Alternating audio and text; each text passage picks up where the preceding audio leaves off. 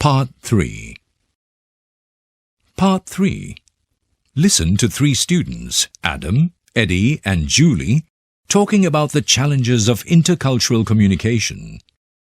For questions 15 to 17, choose from the list A to E the biggest challenge each speaker mentions. Use the letters only once. There are 2 extra options which you do not need to use. You now have 15 seconds to look at the questions. Now listen carefully and write the correct answers in the space provided. Student 1, Adam. Intercultural communication can be very difficult, especially when the smallest differences in body language can be misinterpreted due to cultural differences. In North America, for instance, a handshake between 2 people, regardless of gender, is considered a common gesture when meeting someone new. However, in the Islamic culture, by contrast, physical contact, including handshakes between men and women outside the family circle, is less common. Another example is the way different cultures regard eye contact. For example, eye contact in North America is a way of engaging with someone and encouraging interaction as it shows confidence. A person who doesn't make or return eye contact may be considered suspicious or insecure.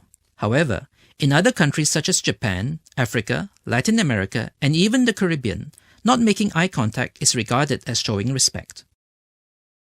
Student 2, Eddie.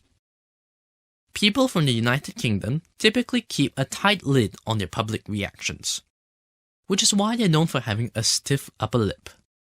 Meanwhile, people from Italy and France are more than comfortable when it comes to expressing their feelings. Speaking loudly might embarrass an English person, for example, but to an Italian, it could just be an expression of excitement. Not knowing about these cultural differences in advance can cause a lot of confusion. It's hard enough trying to interpret another person's feelings.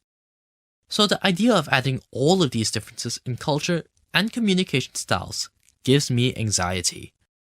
As a result, I tend to pull back and avoid trying to communicate when I don't have to. Student 3, Julie. Do you know the main difference between a Western wedding and a Malaysian one? The former usually starts on time, while the majority of Malaysian weddings start late.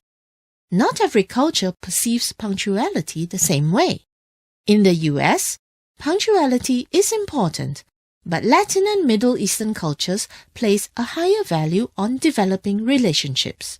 For example, a person from the latter would finish their conversation with someone even if it resulted in them being late to a meeting. A culture's view of time also influences its perception of deadlines. For example, North Americans consider meeting a deadline crucial, whether on the job or in college. Now you will listen to the recording again. That is the end of Part 3. Now turn to Part 4.